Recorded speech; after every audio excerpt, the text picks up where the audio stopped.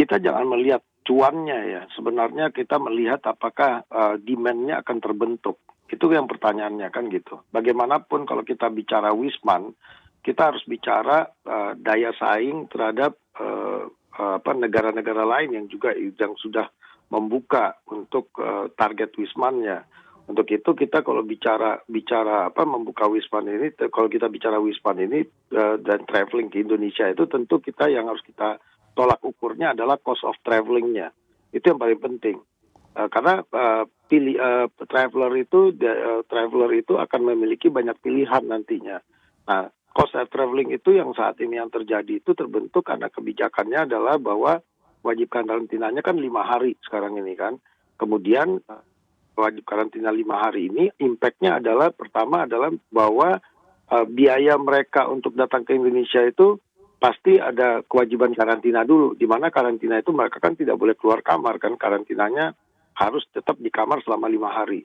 Dan kemudian dari sisi waktu, berarti waktu traveling time mereka harus di atas 5 hari, karena 5 hari itu akan mereka habiskan untuk karantina saja.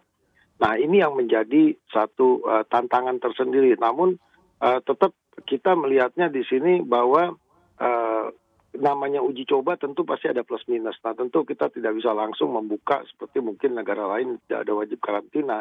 Nah, ini yang akan nanti terjadi evaluasinya. Memang kalau kita ditanyakan apakah ini akan terjadi, akan terbentuk demand-nya nantinya, itu tentu masih jadi pertanyaan besar. Namun bagaimanapun kebijakan awal yang kita yang dilakukan pemerintah itu kita harus apresiasi dulu ya. Yang tadinya memang 8 hari, kemudian sekarang sudah diturunin 5 hari karena juga mempertimbangkan masalah cost of traveling tadi.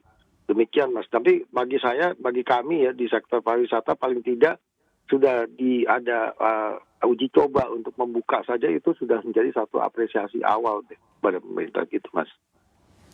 Baik Pak Maulana, masih terkait tentang hotel karantina. Nah ini kan apakah memang untuk masuk dalam daftar begitu ya dari pemerintah untuk hotel karantina ini, apakah pihak hotel sendiri membayar begitu Pak? Karena memang sangat diuntungkan begitu ya, karena untuk wisatawan mancanegara sendiri harus mempunyai booking hotel sendiri untuk masuk ke Bali.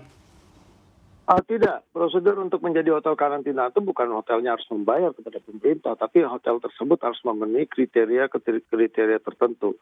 Ini kan masalah hotel karantina ini bukan hal baru, kita sudah lakukan sejak akhir tahun lalu, bulan Desember tahun 2020 sampai saat ini untuk daerah DKI Jakarta, bahwa hotel karantina itu memiliki aturan yang sangat ketat. Mulai dari masalah pengawasan terhadap tamunya, pelayanan terhadap tamunya. Dan kita kalau di Jakarta itu, kita di masalah hotel repatriasi itu, kita juga kontrol mengenai paketnya. Nah ini banyak hal yang dilakukan. Nah kemudian dari paket yang diberikan kepada tamu itu kan mereka bukan hanya menginap saja dengan breakfast yang gratis, tapi mereka kan juga ada full board, namanya mereka makan pagi, siang, makan siang dan malamnya juga harus di dalam hotel.